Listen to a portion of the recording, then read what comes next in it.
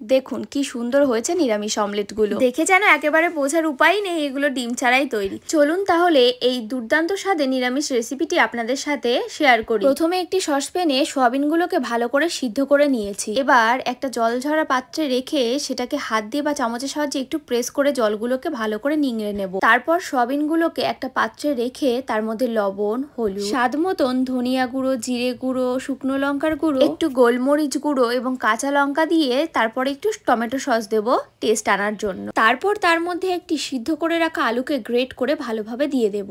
আমরা সয়াবিনটাকে গ্রেট করিনি, তার কারণ সয়াবিনটা গোটা গোটা গালে পড়লে বেশ ভালোই লাগবে খেতে। তারপর এই সব কিছুকে ভালো করে মিশিয়ে নেব। তবে আপনারা চাইলে সয়াবিনটাকে গ্রেট করেও নিতে পারেন। তারপর একটি কড়াইতে তেল গরম করে একটু কালো জিরে আদা ফোড়ন দিয়ে তার মধ্যে সেই সয়াবিনের মিশ্রণটাকে দিয়ে দেব।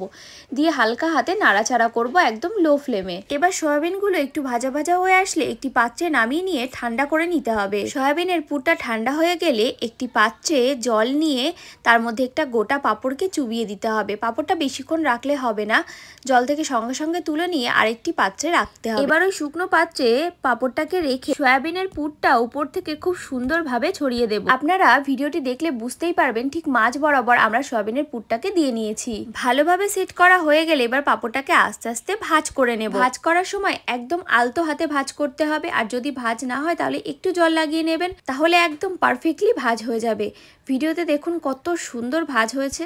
একই রকম ভাবে আমরা প্রতিটা নিরামিষ অমলেটকে এইভাবে ভাজ করে নেব। এই চ্যানেলে যারা নতুন বন্ধুরা আছেন তারা অবশ্যই চ্যানেলটিকে সাবস্ক্রাইব করে পাশে থাকবেন। দেখুন বন্ধুরা কত সুন্দরভাবে এই নিরামিষ অমলেটটি তৈরি হয়ে গেল। দেখে বোঝারই উপায় নেই যে এটা ডিম ছাড়া অমলেট। এবার একটি কড়াইতে আমরা সর্ষের তেল গরম করে নেব। তেলটা গরম হয়ে আসলে একে একে সেই অমলেটগুলোকে ভেজে নেব লাল লাল করে।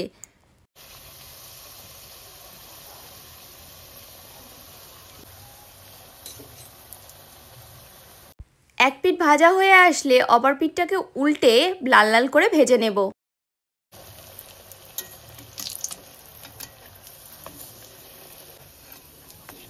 অমলেটগুলিকে ভালো করে লাল লাল করে ভেজে নিয়ে একটি পাত্রে নামিয়ে নেব। দেখুন একেবারে যেন মনে হচ্ছে এগুলো ডিমের অমলেট, দেখে বোঝার উপায়ই নেই যে এগুলো পাঁপড়ের।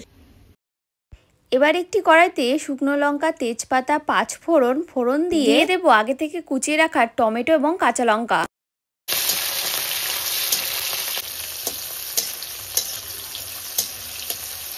ভাজা ভাজা হয়ে আসলে তার মধ্যে দিয়ে দেবো আদা বাটা, লবণ এবং সামান্য পরিমাণ হলুদ দিয়ে ভালো করে নেড়ে চেড়ে নিতে হবে।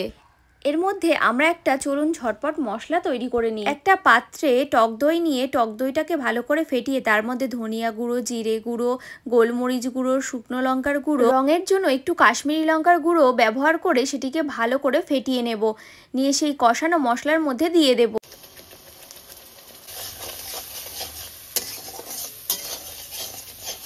মশলা থেকে তেল ছেড়ে আসলে তার মধ্যে দিয়ে দেবো কাজু আর পোস্ত বাটা। এতে ঝোলের ঘনত্বটা যেমন বাড়বে এবং স্বাদেও খুব সুন্দর হবে। তারপর সামান্য মশলার বাটি ধোয়া জল দিয়ে তার মধ্যে দিয়ে দেবো টমেটো কেচাপ আর একটু আমুল দুধ গুলিয়ে নিয়ে সেটাও দেবো। এই সমস্ত জিনিস দেওয়ার জন্য তরকারির স্বাদ হবে অতুলনীয়।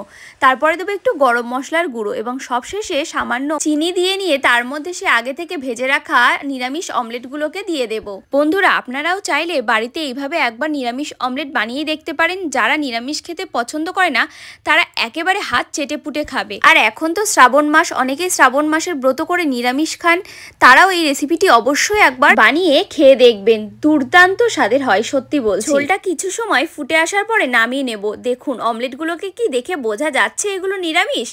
তো আপনারা অবশ্যই বাড়িতে ট্রাই করবেন। ভিডিওটি ভালো লাগলে অবশ্যই লাইক, কমেন্ট, শেয়ার, সাবস্ক্রাইব করে দেবেন। দেখা হবে পরবর্তী ভিডিওতে।